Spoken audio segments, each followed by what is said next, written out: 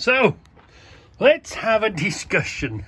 Let's have a discussion about locks and keeps and all the rest of it. So, what you've got to think about is A, what you want to do, but also who is your enemy? What is your enemy when it comes to securing a place? Okay, a Jimmy bar, that is a pretty big enemy you've got to overcome.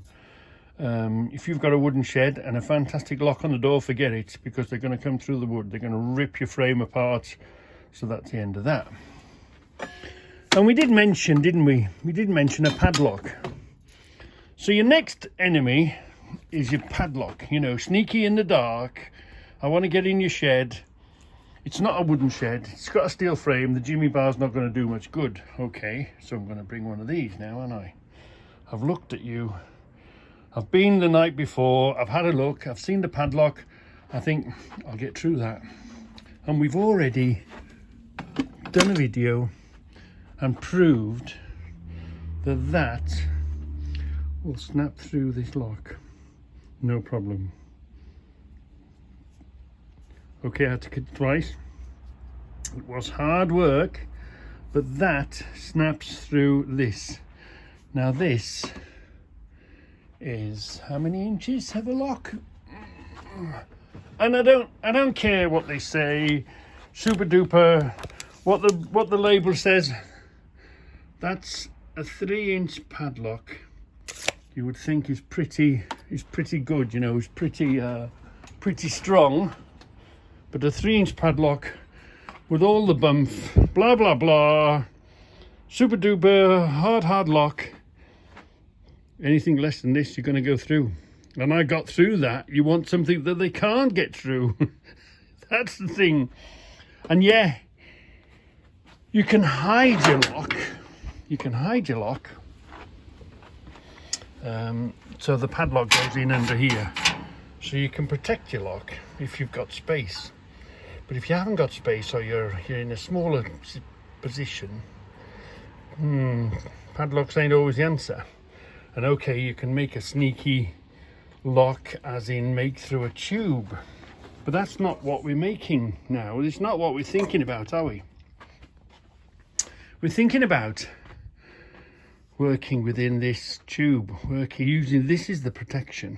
This is the protecting bit. It's all going to work within here. So I was thinking of using just some random steel bar, you know, random steel bar. That might do the trick. But if you're making it from scratch anyway, rather than use, and you see, the random steel bar is okay, but sneaky in the dark, nobody's going to hear me, and saw through it. So one of these with a new blade will get through one of those eventually, you know, timing. I mean, okay, if they're a bit more sophisticated, they're going to bring this battery powered grinder, because I've stood on it and broke it. But yeah, one of the biggest enemies is one of the handiest tools, and that's a bloody battery powered grindette. There's not a lot that's going to hold this back. You're only going to slow it down. Yeah. And of course, even worse, if they know that they're breaking into something and they've got, you know, if they bring a petrol powered one, it's going to make a hell of a noise. So different, and it's a lot bigger petrol, but if they can plug a thing into the electric, well, you know, wow, you're in big trouble. So anyway, how are we going to protect ourselves against our biggest enemy, of these bleeding cutters? So let's get back. We were going to use steel, weren't we?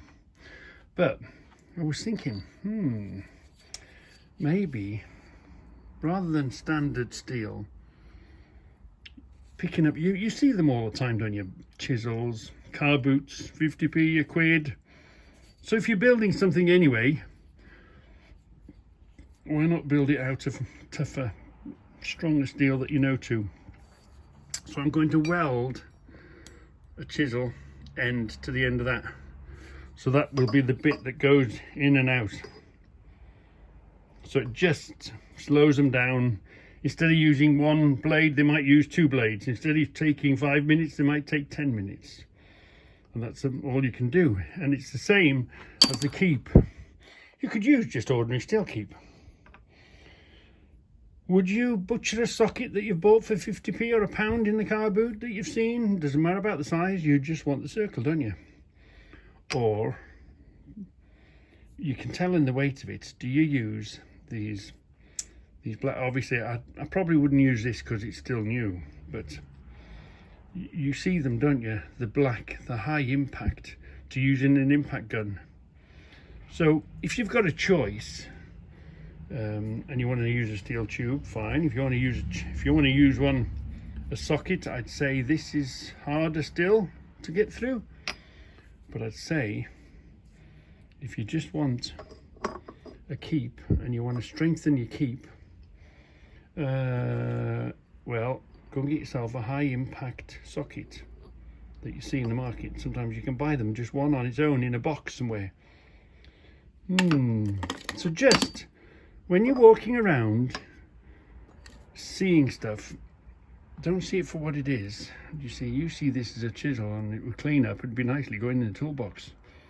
But I see this as a really tough piece of metal, a really tough bar that goes across, really tough lock. Yeah, which is going to chase off anyone with a saw. It's going to chase off anyone with bolt croppers. So just think about, because you're making it anyway, make it out of the toughest. And even with the grindettes, even if it's slower to get through, it all helps whilst you're building it anyway, you know, because you're going to build it. So rather than choose just a piece of round steel that you pick up and think, oh yeah, that'd be great. Use tougher materials like chisels and get through them that way. Just a thought.